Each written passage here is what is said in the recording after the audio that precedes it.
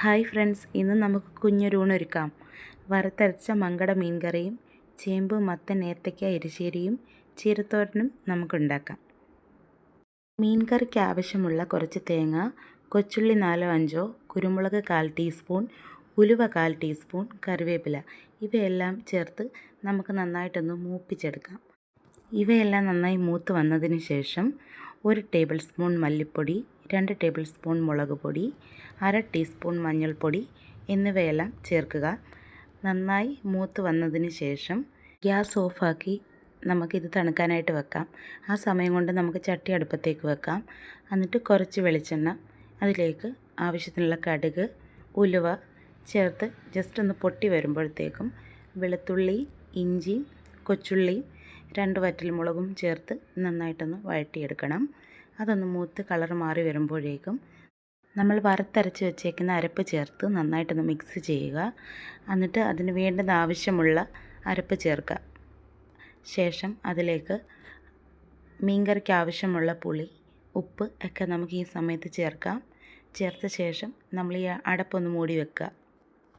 First തിള വന്ന് കഴിയുമ്പോൾ നമ്മൾ മീൻ കഷ്ണം എല്ലാം അതിലേക്ക് പറക്കിയിടുക. ശേഷം അടപ്പ് മൂടി വെച്ചിട്ട് ആദ്യം നല്ല ഫ്ലെയിം തന്നെ ഇട്ടിട്ട് നന്നായിട്ട് തിളപ്പിച്ചെടുക്കണം. അതിനുശേഷം ഫ്ലെയിം കുറച്ച് വെച്ച ശേഷം വീണ്ടും അടപ്പ് മൂടി വെക്കണം.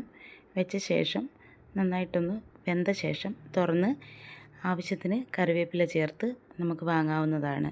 ഇനി നമ്മൾ എരിശ്ശേരിക്ക് വേണ്ടുന്ന കഷ്ണങ്ങളെല്ലാം കുക്കറിലേക്കിട്ട് ശേഷം അതിന് വേകാൻ ആവശ്യമുള്ള വെള്ളം ഒഴിച്ചതിന് ശേഷം കുറച്ച് 1/2 ടീസ്പൂൺ മഞ്ഞൾപ്പൊടി, 1/2 ടീസ്പൂൺ മുളക് പൊടി, ആവശ്യത്തിന് ഉപ്പും ചേർത്ത് നമ്മൾ കുക്കർ മൂടി വെച്ചിട്ട് വേവിക്കുക. ആ സമയം കൊണ്ട് നമുക്ക് അരപ്പ് തയ്യാറാക്കാം. അതിനായിട്ട് ഒരു ബൗളിലുള്ള തേങ്ങ, ഒരു 4-5 ചെറിയുള്ളി, 2 വെളുത്തുള്ളി, കുറച്ച് ജീരകം ചേർത്ത് നന്നായിട്ട് അരയ്ക്കുക. നല്ല പേസ്റ്റ് ആവേണ്ട, എരിശ്ശേരിക്കുള്ള പാകത്തിന് അരച്ച ശേഷം നമ്മൾ ആ അരപ്പ് വെന്ത കഷ്ണങ്ങളിലേക്ക് ചേർക്കുക. ചേർത്ത് മിക്സാക്കി അതിന് വേണ്ടുന്ന ആവശ്യത്തിനുള്ള അരപ്പൊക്കെ ചേർത്ത് ഉപ്പൊക്കെ നമ്മൾ ഈ സമയത്ത് നോക്കണം കേട്ടോ. ഇനി നമുക്ക് എരിശ്ശേരിക്ക് ആവശ്യത്തിനുള്ള തേങ്ങയും കടുകും ഒക്കെ വറുത്തെടുക്കാം. അതിനായിട്ട് ഒരു ചട്ടിയിലേക്ക് കുറച്ച് തേങ്ങ, വറ്റൽമുളക്, ചെറിയുള്ളി ചേർത്ത് നന്നായിട്ടൊന്ന് മൂപ്പിച്ചെടുക്കുക. ശേഷം അതിലേക്ക് നമ്മൾ കുറച്ച് വെളിച്ചെണ്ണ ഒഴിക്കുക. ശേഷം കുറച്ച് കടുകും കൂടി ഇടുക. അതൊന്ന് പൊട്ടി വന്ന ശേഷം ഇത് ഒന്നും കൂടി ഒന്ന് മൂപ്പിച്ച ശേഷം ഇതിലേക്ക് കുറച്ച് മുളക് പൊടി കൂടി നമ്മൾ ചേർക്കുന്നുണ്ട്. അതും ഒന്ന് മൂത്ത് വന്ന ശേഷം നമ്മുടെ എരിശ്ശേരിക്ക് ആവശ്യത്തിനുള്ള കറിവേപ്പില കൂടി നമുക്ക് ഈ സമയത്ത് നമ്മുടെ തേങ്ങ മൂത്തതിലേക്ക് ചേർക്കാം. ചേർത്ത് ഇതെല്ലാം ഒന്ന് മൂത്ത് വന്നതിന് ശേഷം ഇതെല്ലാം നമുക്ക് നേരെ നമ്മളുടെ എരിശ്ശേരിയിലേക്ക് ചേർത്ത് മിക്സ് ചെയ്യാവുന്നതാണ്. നന്നായിട്ടൊന്ന് ഇളക്കി യോജിപ്പിക്കുക. ഇനി നമുക്ക് ചീരത്തോരൻ ഉണ്ടാക്കാം. അതിനായിട്ട് ഒരു തവ അടുപ്പിലേക്ക് വെക്കുക. ശേഷം കുറച്ച് വെളിച്ചെണ്ണ ഒഴിക്കുക. അതിലേക്ക് കുറച്ച് കടുകിടുക. കടുക് പൊട്ടി വരുമ്പോൾ ഒരു വറ്റൽമുളക് മുറിച്ചിടുക. അതൊന്ന് മൂത്ത് വന്നതിന് ശേഷം നമുക്ക് അരിഞ്ഞു വെച്ചേക്കുന്ന ചീരയില ചേർക്കാം. ചേർത്ത ശേഷം അതിന് ആവശ്യമുള്ള ഉപ്പ് കൂടി നമ്മൾ ഈ സമയത്ത് ചേർക്കുന്നുണ്ട്. ഞാൻ ഉപ്പ് നീരാണ് ഒഴിക്കുന്നത്.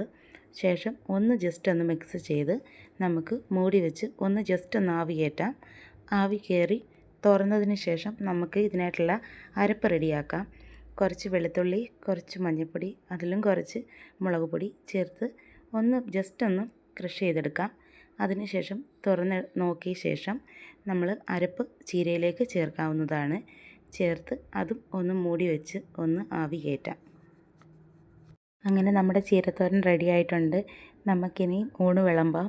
അതിനായിട്ട് നമ്മുടെ എരിശ്ശേരിയും മങ്കട മീൻ കറിയും അതുപോലെ തന്നെ ചീരത്തോരനും എല്ലാം എടുത്ത് തയ്യാറാക്കിയിട്ടുണ്ട്. കൂടെ ലൂബിക്ക ഉപ്പിലിട്ടതുകൊണ്ട്. എങ്ങനെയുണ്ട് നമ്മുടെ ഊണ്? എല്ലാവർക്കും ഇഷ്ടമായോ?